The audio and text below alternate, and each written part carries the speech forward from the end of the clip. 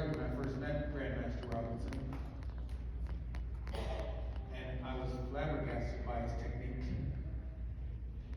And when I told my own instructor that I wanted to school and to spread Taekwondo, he advised me against it because I was a minority, and told me that please don't do it because no one will ever sign up.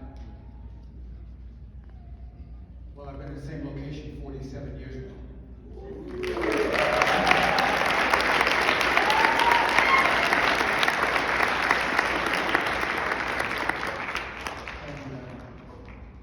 I was in a location prior to that. I learned my perseverance lesson from Grandmaster Orange. And that's the lesson that I take with me even today. One of the things that I come to the acknowledgement of during my trip here this time is that on my next birthday I'll turn the age of 70. And now I know that's not old enough to retire. Because I'm in really good company up there. And so I'm not going to retire at 70. I'm going to keep it going. Because that's what perseverance is all about. I've been hit by a car in 2020 and knocked 65 feet and pronounced dead at the scene.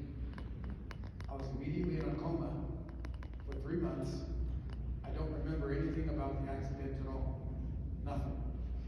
And I was in 3 different hospitals. I don't remember the first one. And I don't remember the second one. And I was just coming to on the third one. And to show you how old school I am, my fiance at the time was coming to see me, but I didn't know who she was. But as soon as I figured out who she was, I said, I need to talk to your father. You know where I'm going. And she said, why? I said, don't worry, I just need to talk to him. So I got him on the phone and said, sir, your daughter has proven her undeniable devotion to me and her love for me. And I would like to ask your permission to marry your daughter. And he said yes.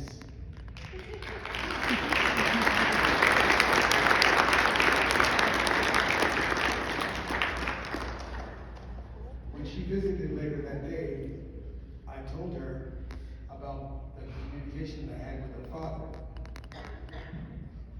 And of course she asked, why didn't you ask me? And I looked at her as best I could and replied, I'm old school, and I need your father's permission for that to go forth. And since my accident, I've been to 817 doctor's appointments and therapies. My perseverance remains strong, still remains strong. Right after my incident, the first time I went back into my school was by ambulance because I couldn't walk and I couldn't talk. So they rolled me into the room, and there were people singing and praising and touching me, and I didn't know what was going on because I still didn't know whether I was laying or woman. And I didn't realize it was San Diego, it was a black belt, I was a black belt, and it was my school. I had no idea. I said, why are all these people here? What's all this noise? And why are people touching me? And so forth. I came from that moment to this moment. And I thank Grandmaster Robinson for early on planting the perseverance seed in me. And I will carry it forward as I go on. I appreciate you all, and I thank you for being here with us. And congratulations to all the new and strong black belts.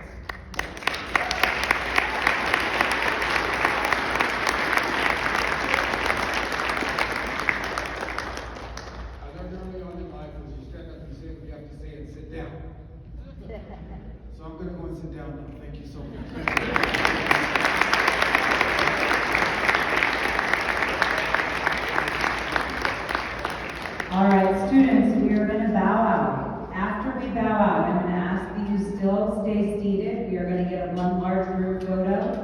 with everyone there. Parents, we ask that you please, please, please stay where you are. We don't want any tea spilled on any of the certificates,